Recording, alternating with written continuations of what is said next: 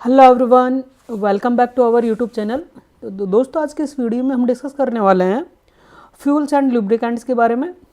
तो सबसे पहले हम डिस्कस करेंगे जो टॉपिक है आज का, हमारा जो चैप्टर है वो है केमिस्ट्री का। आज का टॉपिक है वो डिस्कस करेंगे हम बीटीआर सिलेबस के अकॉर्डिंग, और हम डिस्कस करने वाले हैं ईंधन एवं स्नेहक के बारे में। ओके, जो लेक्चर होगा वो totally Hindi and English both languages में होने वाला है। तो आपसे एक रिक्वेस्ट है, यदि आप हमारे चैनल पर अभी तक नए हो तो प्लीज़ चैनल को सब्सक्राइब कर लीजिए, और वीडियो अच्छा लगे तो वीडियो को लाइक करना है और अपने फ्रेंड्स के साथ शेयर करना है। चलिए वीडियो को स्टार्ट करते हैं।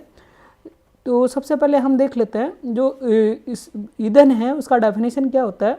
तो ईंधन ऐसे पदार्थ होते हैं या रसायन होते हैं जिससे कि हमें ऊर्जा और ऊष्मा मिलती है। तो वो पदार्थ, उन पदार्थों को हम क्या बोलते हैं? ईंधन कहते हैं। ठीक है, इसका उदाहरण क्या है? उदाहरण क्या क्या हो सकते हैं इसके? लकड़ी हो सकता है, कोयला हो सकता है, या फिर हम पेट्रोल हो। ये सारे किसके उदाहरण हैं? ईंधन के। ठीक है, इसका डेफिनेशन यहाँ पे देख पा रहे हो आप। ईंधन जिस प्रकार सूर्य सभी जीवों को ऊर्जा प्रदान करता है, ठीक उसी प्रकार ईंधन ऊर्जा प्राप्ति का महत्वपूर्ण स्रोत है। ऊर्जा सभी के लिए आवश्यक है। कोई भी पदार्थ या रसायन जिससे ऊर्जा या ऊष्मा उत्पन्न होती है वे पदार्थ ईंधन कहलाते हैं। ओके, एंड ईंधन के हमें एग्जाम्पल्स के बारे में बात की थी हमने। तो क्या क्या हो सकते हैं? लकड़ी, कोयला, पेट्रोल, इन सभी से हमें ऊर्जा और ऊष्मा उत्पन्न मिलती है। ओके, नेक्स्ट है हमारे पास जो ईंधन है उसको जलाने पर हमें अत्यधिक ऊष्मा प्राप्त होती है, उत्पन्न की जा सकती है या प्राप्त कर सकते हैं हम। ईंधन में क्या क्या होता है? कार्बन होता है, हाइड्रोजन होता है, सिलिकॉन, सल्फर एवं फास्फोरस आदि तत्व पाए जाते हैं। और वह पदार्थ जिससे जलाने पर अत्यधिक ऊष्मा उत्पन्न की जा सके वो ईंधन कहलाते हैं। और ईंधन में आपने ऑलरेडी डिस्कस कर चुके हैं, कार्बन, हाइड्रोजन, सिलिकॉन, सल्फर एवं फास्फोरस आदि तत्व पाए जाते हैं। ठीक है, और जो ये ईंधन के ये संगठन है वो मुख्य रूप से क्या क्या होते हैं? Carbon, hydrogen, oxygen, okay, nitrogen और पानी, ये उपस्थित होते हैं मुख्य संगठन के रूप में। ओके, एंड जो ईंधन है वो वायु की उपस्थिति या ऑक्सीजन के संपर्क में आने से ही जलता है, और जलेगा तब हमें क्या प्राप्त होगी? ऊष्मा प्राप्त होगी। ठीक है, तो बिना ऑक्सीजन या वायु की उपस्थिति के कोई भी पदार्थ जल नहीं सकता है। तो उसको, किसी भी ईंधन को जलाने के लिए हमें किसकी ज़रूरत पड़ेगी? ऑक्सीजन और वायु की। ठीक है, अतः कार्बन व हाइड्रोजन यौगिक का ऊर्जा स्रोत के रूप में वर्षों से उपयोग हो रहा है। ठीक है, हम बोल सकते हैं कार्बन और हाइड्रोजन का ईंधन के रूप में हम ऊर्जा के स्रोत में बहुत दिनों से यूज़ कर रहे हैं। ठीक है, एंड जो ईंधन की परिभाषा, हम डेफिनेशन की बात कर ले, पर्टिकुलर डेफिनेशन की, तो परिभाषा क्या होगी यहाँ पे? तो ईंधन एक दहनशील पदार्थ है जो वायु अथवा ऑक्सीजन के जलने पर पर्याप्त मात्रा में ऊष्मा प्रदान करे। यह ऊष्मा दहन क्रिया से प्राप्त होती है। ऐसे ईंधन रासायनिक ईंधन कहलाते हैं। ऐसे ईंधन रासायनिक ईंधन कहलाते हैं। ठीक है, चलते हैं नेक्स्ट टॉपिक पे। तो हमारा जो नेक्स्ट है ईंधन का दहन। ईंधन का दहन क्या होता है? ईंधन का दहन एक रासायनिक प्रक्रम है जिससे कि हमें ऊष्मा उत्पन्न होती है। जिसमें क्या होती है? ऊष्मा उत्पन्न होगी या फिर हम बोल सकते हैं ऊर्जा उत्पन्न होगी। ठीक है, अर्थात हम बोल सकते हैं कि यह जो ईंधन है, ईंधन का दहन है, वो कैसी अभिक्रिया है? ऊष्मा सेपी अभिक्रिया। ओके, एंड किसी भी ईंधन का संपूर्ण दहन के लिए ऑक्सीजन की मात्रा पर्याप्त होनी चाहिए। जब किसी भी ईंधन को जला रहे हो आप, ठीक है, उससे हमें ऊर्जा और ऊष्मा मिल रही है, तो जब तक वहाँ पे उसमें ऑक्सीजन मिलेगा तब तक ही वो जलेगा। जैसे ही वहाँ पे उसको ऑक्सीजन मिलना बंद हो जाएगा तो जलना बंद हो जाएगा। ठीक है, तो किसी भी ईंधन को जलाने के लिए हमें संपूर्ण मात्रा में किसकी जरूरत होगी? ऑक्सीजन और वायु की। ठीक है, यदि ऑक्सीजन अपर्याप्त मात्रा में हो तो ईंधन का पूर्ण दहन नहीं हो पाएगा, एवं प्राप्त ऊष्मा भी क्या होगी? कम होगी। और किसी भी ईंधन का मुख्य रूप से कार्बन, हाइड्रोजन, ऑक्सीजन, नाइट्रोजन एवं सल्फर उपस्थित होते हैं। दहन प्रक्रिया में ये तत्व ऑक्सीजन से अभिक्रिया करते हैं। एंड यदि ईंधन का प्रतिशत संगठन ज्ञात हो तो दहन के लिए आवश्यक ऑक्सीजन की गणना की जा सकती है। ओके, एंड ईंधन का वर्गीकरण। ईंधन कितने प्रकार का होता है ये डिस्कस करेंगे हम। Classification of fuels. तो ईंधन को मुख्यतः 3 अवस्थाओं में विभाजित किया जा सकता है, सॉलिड, लिक्विड और गैस।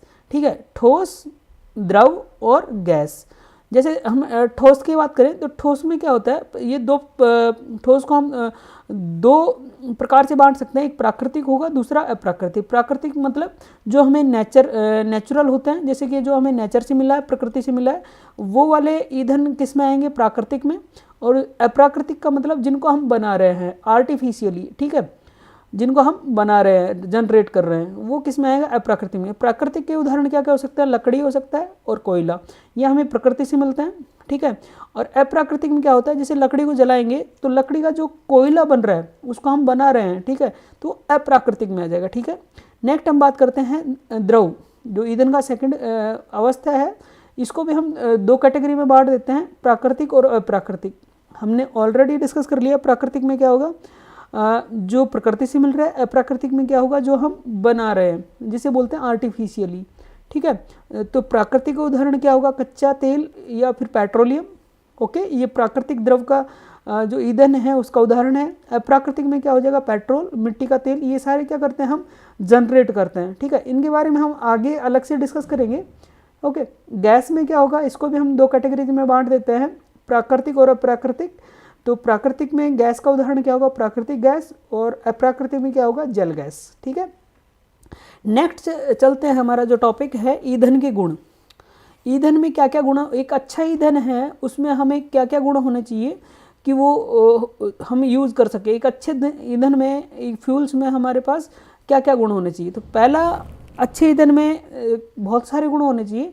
तो पहला गुण होना क्या होना चाहिए, क्योंकि ईंधन के जलने के पश्चात जो अवशेष है वो क्या होना चाहिए, कम बचना चाहिए, या फिर बचना ही नहीं चाहिए, तो वो सबसे अच्छा ईंधन माना जाता है, ओके। एंड नेक्स्ट है, ईंधन के जलने से किसी भी प्रकार की विषैली गैस नहीं बननी चाहिए, जिससे कि हमें किसी भी प्रकार का नुकसान ना हो, ठीक है। तो ईंधन सेकंड जो गुण है अच्छे ईंधन का, वो क्या होना चाहिए, ईंधन को जलाने से हमें किसी भी प्रकार की विषैली गैस नहीं बननी चाहिए, उससे नहीं निकलनी चाहिए, ठीक है। एंड जो अच्छा ईंधन है वो क्या होना चाहिए, सस्ता एवं आसानी से जलने योग्य होना चाहिए। अच्छा ईंधन क्या होना चाहिए, हम कहीं से भी उसको खरीद सकें, वो क्या होना चाहिए, उसको हम मतलब ज़्यादा पैसा ना देना पड़े, और जलने आसानी से जलने योग्य होना चाहिए। ऐसा नहीं है हमें कुछ जलाने में उसको कुछ सेफ्टी रखनी पड़ रही है, या कुछ अलग से इंस्ट्रूमेंट इक्विपमेंट्स यूज़ करने पड़ रहे हैं, ठीक है। और जो अच्छा ईंधन है उसके जलने की गति क्या होनी चाहिए, सामान्य होनी चाहिए। ऐसा नहीं है तुरंत जलाया और 1 सेकंड या 2 सेकंड में फास्टली जल गया, उसकी गति क्या होनी चाहिए, सामान्य, मतलब लॉन्ग टाइम के लिए जले, और उसकी जो ऊष्मा या ऊर्जा मिले उससे, वो भी क्या होनी चाहिए, ज़्यादा मिलनी चाहिए, ठीक है, समझ गए ये। नेक्स्ट हमारे पास है, नेक्स्ट है हमारे पास, वेट ए मिनट, जो हमारे पास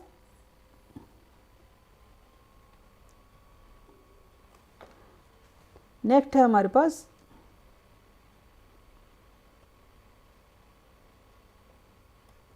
वेट ए मिनट,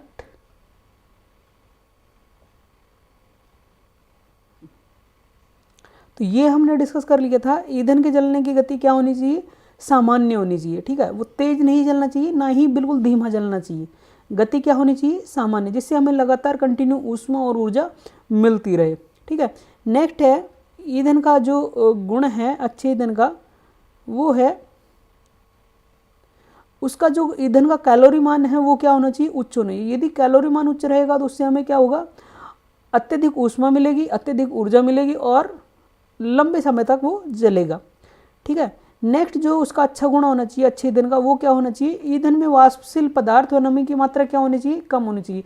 यदि ईंधन में वाष्पशील पदार्थ होगा ना तो तुरंत जल जाएगा, लंबे समय तक नहीं जलेगा, ठीक है। और लंबे समय तक नहीं जलेगा तो हमें लंबे समय तक ऊर्जा नहीं मिलेगी, लगातार कंटिन्यू ऊष्मा ऊर्जा और ऊर्जा नहीं मिलेगी, ठीक है। और यदि ईंधन में नमी की मात्रा है, ठीक है, नमी की मात्रा ज़्यादा है तो जल नहीं पाएगा। तो इसलिए अच्छे ईंधन में वाष्पशील पदार्थ क्या होना चाहिए, कम होना चाहिए, और नमी की मात्रा भी क्या होनी चाहिए, कम होनी चाहिए, ठीक है।